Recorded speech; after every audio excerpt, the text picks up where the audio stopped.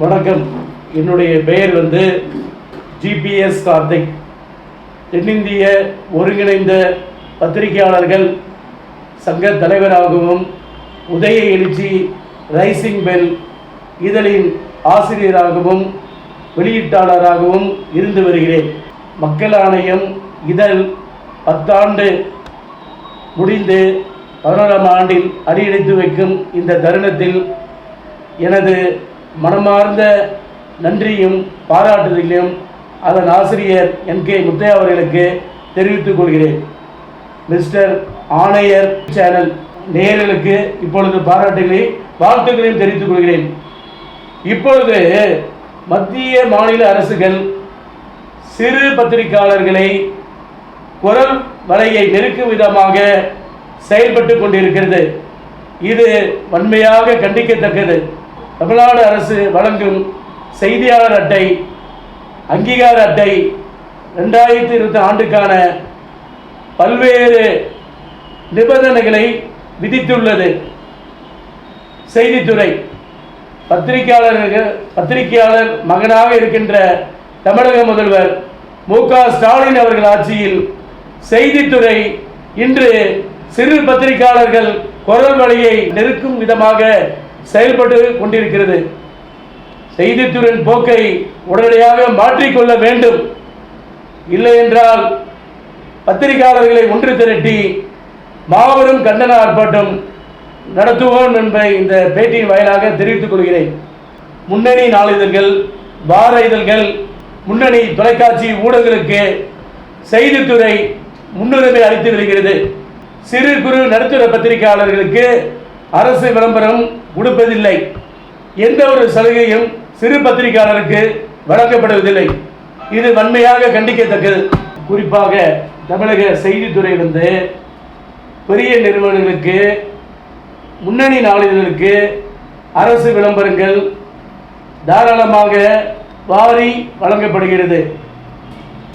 சிறு குறு பத்திரிகையாளர்களுக்கு அரசு விளம்பரம் கொடுப்பதில்லை.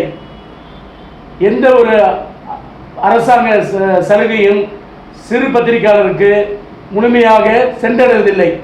இது மிகவும் வருத்தத்துக்குரியது.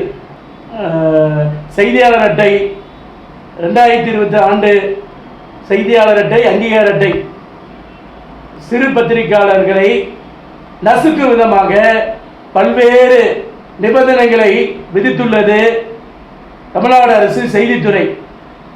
செய்தித்துறையில் இருக்கிறவங்களாம் பத்திரிகை துறை அனுபவத்தில் தான் இருக்கிறாங்க. செய்தித்துறை இயக்குனர், துணை இயக்குனர், பிஆர்ஓ, ஏபிஆர்ஓலாம் முன் அனுபவம் இல்லை. பத்திரிகை துறையில் இருந்தால் சிறு பத்திரிகையாளர் மாதம் எவ்வளோ பத்திரிகை அடிக்கிறான், லேஅவுட் பண்ணுறதுக்கு இவ்வளோ செலவாகுது, பத்திரிகை அடிக்கிறதுக்கு இவ்வளோ செலவாகுது, அது தெரியும்.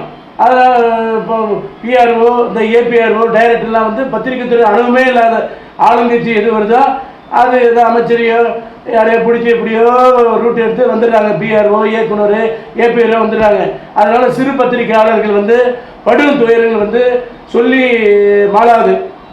இதை நிலையை மாற வேண்டும் என்றால் 2025 ஆண்டு செய்தியாளர் அட்டை அங்கீகார அட்டை சிறு பத்திரிகையாளர்களுக்கு எந்த ஒரு நிபந்தனையும் இல்லாமல் வழங்க வேண்டும். பஸ் பாஸும் கொடுக்கணும். மாநகர போக்குவரத்து கழகத்தில் விழுப்புரத்துலேயே பஸ் பாஸ் கொடுக்கணும். அது ஏற்று குரல் கொடுக்கறதுக்கு எந்த பத்திரிகையாளரும் முன் வர மாட்டேறாங்க. ஒற்றுமை கிடையாது நம்மக்கிட்ட. அதுதான் பெரிய நிறுவனம். நம்ம ஆளுங்களே புள்ளியர்கள் பல பேர் இருக்கான். செய்தித்துறை இயக்குநர்கிட்ட போய் சொல்லிடுறான், அமைச்சர்கிட்ட போய் சொல்லிடுறான், பிஆர்ஓட்ட போய் சொல்லிடுறான், இவங்க இத்தனை காப்பி அடிக்கிறாங்க, அத்தனை காப்பி அடிக்கிறாங்க, பிரதிகள் குறைவாக வருது, அப்படி இப்படின்னு ஏதோ ஒன்று சொல்லி விட்டுறானுங்க. இப்போ வக்கீல் சங்கெல்லாம் இருக்குது. ஒரு வக்கீல் எங்கேயாவது தாக்கப்பட்டானா உடனடியாக தமிழ்நாடு ஃபுல்லாக போராட்டம் ஆர்ப்பாட்டம் நடத்துகிறான். அரசாங்கம் கவனத்துக்கு போகுது.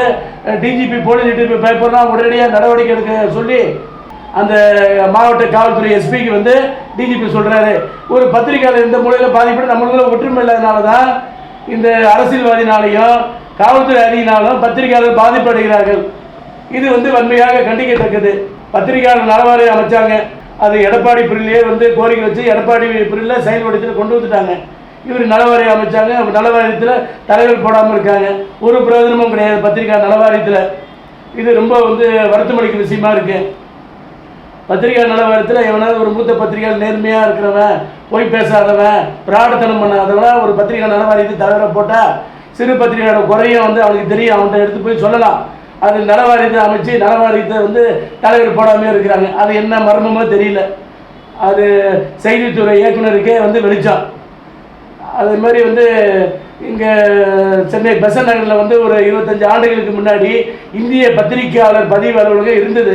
கர்நாடகா, தமிழ்நாடு, ஆந்திரா, தெலுங்கானா இருக்கிறவங்களாம் இங்கேயே தலைப்பு வந்து எல்லாம் ஓகே பண்ணுவாங்க. அது மத்திய அரசு வந்து மூடிடுச்சு.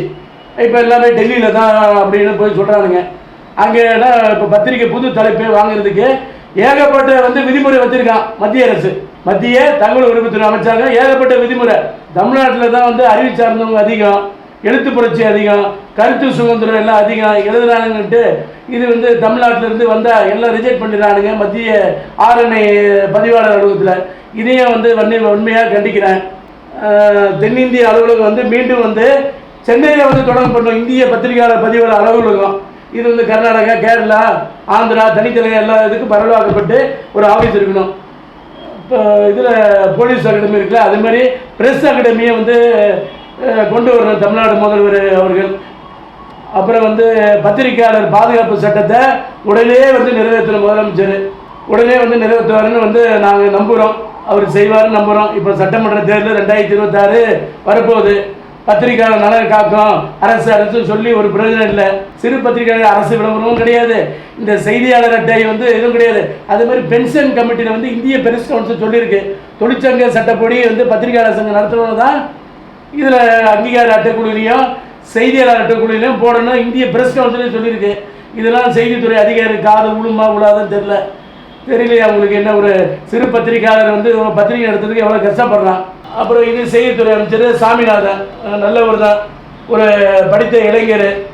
அவர் கவனத்துக்கும் பத்திரிகை நலவாரியத்தை உடனடியாக வந்து ஒரு நேர்மையான ஒரு தலைவரை போடுங்க நலவாரியத்தில். அது வந்து சிறு பத்திரிகையாளர் அவன் குறைய போய் சொல்கிறதுக்கு நலவாரியத்தில் முறையிடுறதுக்கு ஒரு தூண்டுகோலாக இருக்கும். இதை வந்து தமிழக முதல்வர் அவர்கள் உடனடியாக வந்து செய்யணும். இப்போ சட்டசபை கூட்டத்தொடர் வரப்போகுது. இப்போ 9ஆம் தேதி சட்டமன்ற கூட்டத்தொடர் 2 நாள் நடக்க போகுது. இதிலே வந்து பத்திரிகை நலவாரிய தலைவர் வந்து தேர்வுன்னு அறிவிப்பாருன்னு எதிர்பார்க்குறோம். இது வந்து தென்னிந்திய ஒருங்கிணைந்த பத்திரிகையாளர் சங்கம் தமிழக முதல்வருக்கு ஒரு வேண்டுகோளாக வந்து சொல்ல கடமைப்பட்டிருக்கேன். நன்றி, வணக்கம், மிக்க மகிழ்ச்சி.